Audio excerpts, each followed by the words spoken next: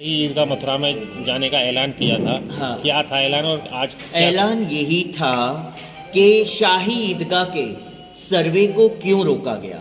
और मैं कहती हूं मुस्लिम पक्ष को किस बात का डर है कि शाही ईदगाह में मंदिर होने का डर है, या उन्होंने कुछ शाही ईदगाह के अंदर छुपा रखा है, मंदिरों के अवशेष को छुपा रखा है, या उस बात का डर है।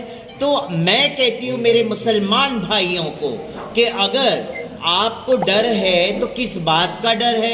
अवशेष हो, एएसआई सर्वे की जांच होने दीजिए। अगर आपका मस्जिद है तो वो आपको मिलेगा, और अगर कृष्ण जन्मभूमि है, मूल जन्मभूमि है और अवशेष निकल रहे हैं या निकलेंगे, तो फिर वो आप समझ सकते हैं कि वहां फिर जन्मभूमि ही बनेगा। जिस तरह से ज्ञानवापी की जो सर्वे रिपोर्ट आई है उसमें वहाँ पे मंदिर होने के प्रमाण मिले हैं, शिव मंदिर होने के प्रमाण मिले हैं, क्या कहेंगे? मैं उस पे यही कहूंगी, इससे पहले भी जब हमने वहां पे गए थे जलाभिषेक की घोषणा की थी और हमें प्रशासन ने रोक दिया था जलाभिषेक के लिए, और पुनः दूसरी बार हम गए थे जलाभिषेक के लिए, पुनः हमें जब रोका गया तो हम प्रशासन के बीच में हमने हमारा जलाभिषेक कर लिया, क्योंकि जब हमें मूल काशी विश्वेश्वर महादेव पे जलाभिषेक नहीं करने दे, ये तो हम क्यों जाए फिर जलाभिषेक करने। हमने ज्ञानव्यापी मंदिर के बाहर ही अपना जलाभिषेक कर लिया और यही संदेश समाज को दे दिया कि भाई हमें रोका गया और हमने हमारा जलाभिषेक करके हम निकल गए वहां से।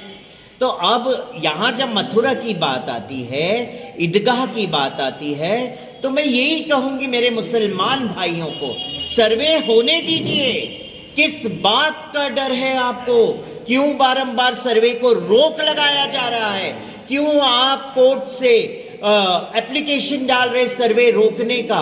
क्योंकि आपको कहीं ना कहीं पता है कि उसके अंदर मंदिर के अवशेष छुपाए गए हैं, इसीलिए आपको डर होना नहीं चाहिए। अगर वो मस्जिद है तो मैं कहती हूँ आपको डर होना ही नहीं चाहिए था, है ना, करने देते, एएसआई सर्वे की जांच को रोकना नहीं चाहिए था। आपने रोका है, इसका मतलब आपको डर है कि कहीं ये मंदिर ना बन जाए वापस से, अवशेष उसके अंदर है और वो जानते हैं। और इसके लिए हम संतों का मौलिक अधिकार है कि इसके ऊपर हम बात करें, समाज के सामने रखे, कोर्ट को भी अवगत कराए कि ये एएसआई सर्वे रोकने का मतलब है कहीं ना कहीं मुस्लिम पक्ष जो है उनको डर है।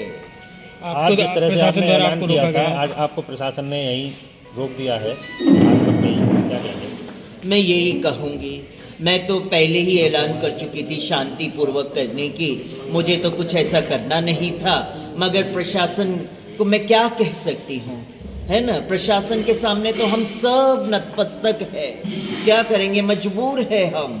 तो अब अगर उन्होंने रोका है तो मैं क्या करूँगी, मुझे तो यही बैठना पड़ेगा।